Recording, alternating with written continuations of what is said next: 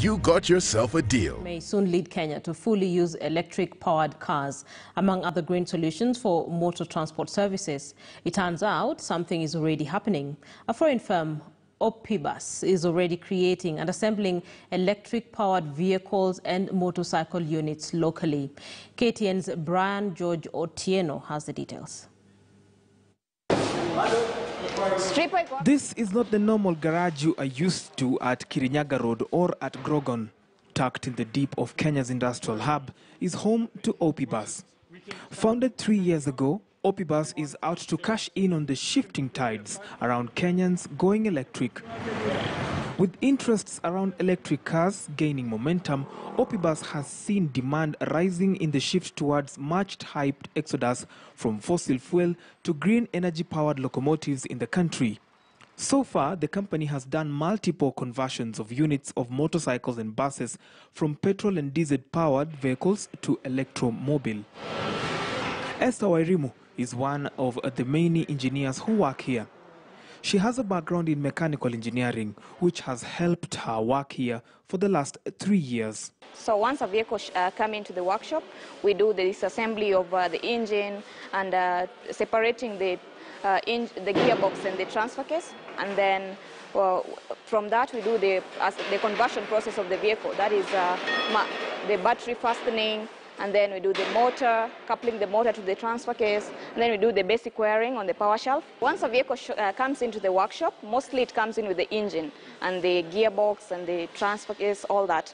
So the first thing we do is remove the engine, we remove the fuel tanks, we remove the gearbox, and then after that we have our own electric motor, an AC motor.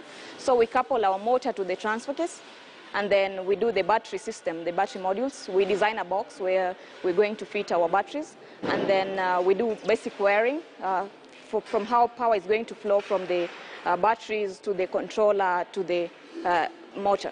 Sometimes we ship components. It depends with all that logistics and all that, but if everything is in stock, it should take roughly 2 days to do the whole process. To convert this one unit of the Toyota Land Cruiser commonly used for game drives and excursions, one will part with a whopping $39,000, which loosely translates to over 4 million Kenya shillings. In the long run, you're going to get the utility of that kind, the maintenance, the whole process is going to go like half. So you're going to get your initial capital of investment back. So how many units of the charged electromobility cells do you need to power your vehicle? One bus will carry 30 of such modules, but this is a test bench where we are carrying out a few tests on mostly our charging system. So you can see behind there is that's a DC fast charger. So, and we have an inlet as well as a charge controller and a battery management system. Once a driver comes, they will pick the coupler from there, from the charging station, and put it in the charging inlet.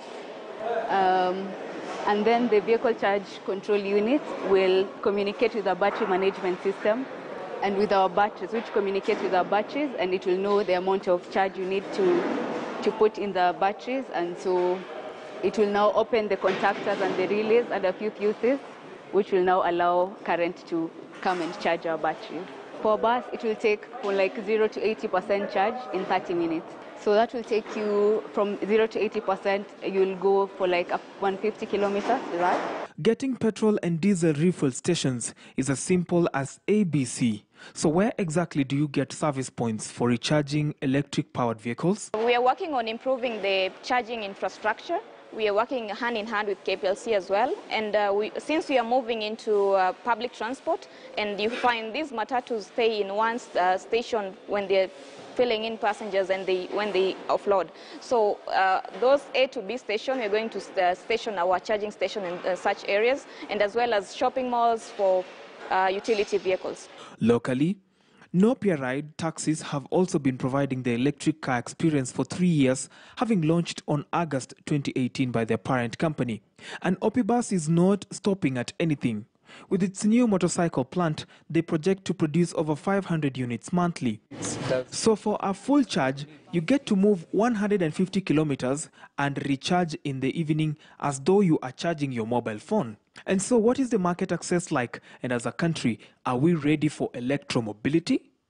People are really fascinated and interested with this project, because to tell someone that you won't be fueling your car, you won't be using fuel at all, they are really fascinated and they can't believe that a product like this can be made in Kenya. So far we've done 10 vehicles piloting, so that is 7 Land Cruisers and 3 Land Rovers, and now we are moving to mass production where we standardize our products for all our products to be the same to every customer.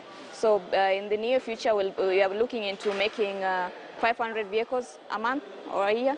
Considering that the fuel prices are increasing every day, we are very much ready for that, since you won't require to buy fuel anymore. KPLC is not a threat because, we have solars as well, so you can charge your vehicle with solar, as well as it's really cheap even to charge with KPLC. I've got some work to do, but my spanner is not behaving.